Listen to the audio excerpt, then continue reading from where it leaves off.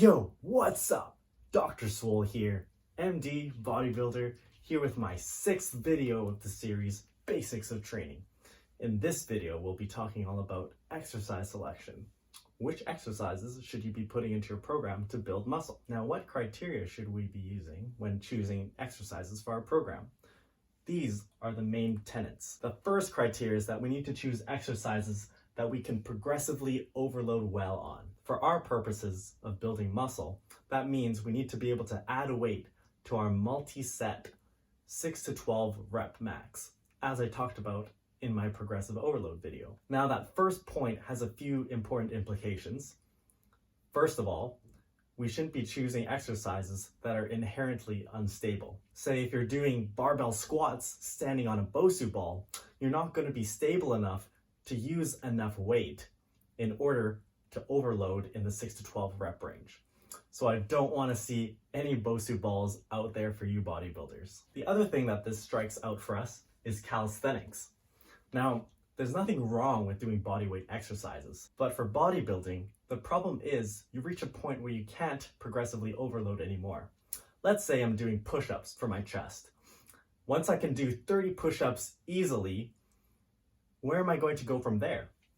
It's hard to make the movement more challenging. Now, if you chose a barbell bench press instead, there's no limit to how much weight you can add. Furthermore, something like the bench press allows you to microload or add small increments of weight every workout or every week, which really helps you progress in the long term. Now, the next criterion is that we need to choose exercises with a good range of motion.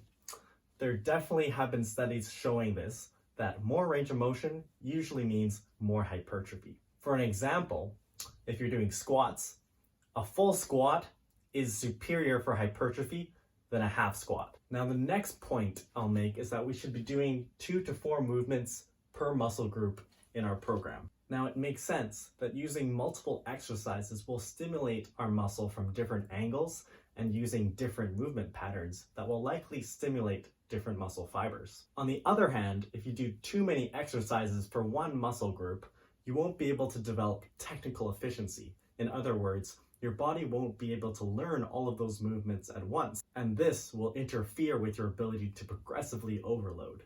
Now, the last point is that the majority of our training should be using compound heavy basics.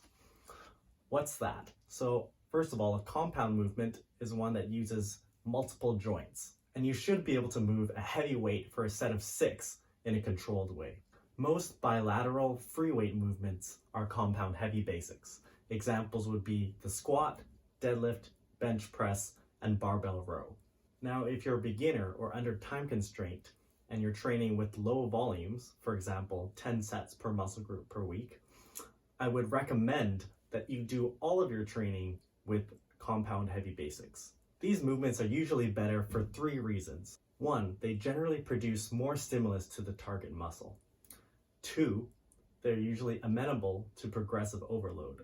And 3, they're very efficient ways to train. If you do heavy weighted pull-ups, you're training your bicep and your lats in the same movement, which gives you a 2-for-1 deal. Okay, so let's jump into an example here.